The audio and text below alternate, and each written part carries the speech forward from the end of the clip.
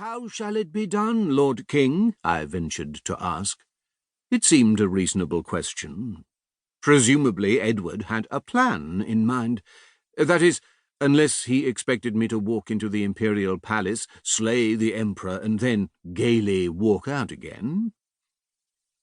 He beckoned at young Despenser, who handed the king a silver cup full of some foul-smelling brown liquid. Even from several feet away I could smell it. I wrinkled my nose at the stench. One of Edward's cordials, mixed up by his doctors from God knows what ingredients. They were meant to restore his strength. To judge from the smell, I was amazed they didn't finish him off. The king tossed back the contents. He grimaced, as did I, and wiped his lips with a trembling hand. "You shall go to the Duke of Austria," he gasped, "and join his retinue. Everything is arranged." I had no doubt of that. As usual, Longshanks was thinking several moves ahead. He was a fine chess player, of course. The Duke of Austria had a fearsome reputation. He was known as Albert the One-Eyed, having lost an eye in battle, and said to be an appalling brute. I was not worried, even if true. The Duke was no more cruel than Longshanks or any other ruler in Christendom. At the ripe old age of 21, I had seen enough of war to know the reality. Reader, I should explain. It was a tangled web, so let me tease out the threads. My master, Edward of England, was at war with his cousin Philippe the Fair of France. Both kings had spent years recruiting the other princes and lords of Christendom until two vast coalitions were ranged against each other. On his side, Edward had the Count of Flanders, the Duke of Brabant, the Count of Bar, and the Holy Roman Emperor Adolf of Nassau. Philippe had the King of Norway, the King of Scotland, the Count of Holland, among others. Memory dims with age, and I cannot recall all the glittering names and titles. These grand alliances cost money.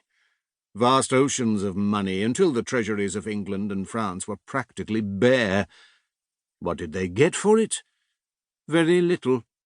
Edward and Philippe planned to wage the war to end all wars, to decide who should be master of the West. Instead, after a few weeks of messy fighting and marching back and forth, it fizzled out into a stalemate. Now, as the winter rains dried up in Flanders, Longshanks wanted revenge on those allies who had let him down. His main target was the German emperor. Adolf had promised to come to Edward's aid with an army of German troops. Instead, he stole the king's money and used it to wage war on his own subjects. Only a fool broke faith with Edward. Given the dreadful fate of his enemies in Britain, this should have been all too clear. I shiver to think of the tortures inflicted on the Welshman, Prince David, on a blood-stained scaffold at Shrewsbury. Perhaps news travelled slowly across the sea, or else Adolf was a fool indeed.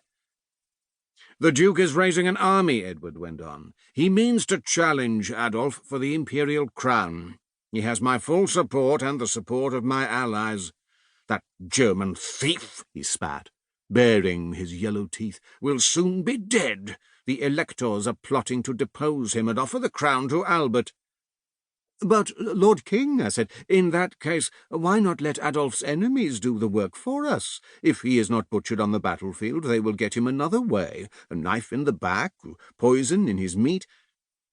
It was a foolish question, and I should have known the king better. "Because vengeance is mine," he roared. "He betrayed me, made false promises, took my gold. Nobody shits on Edward of England and lives to boast of it." He leaned forward slightly in his high chair and extended one long, thin arm to jab a finger at me. I gave back a little.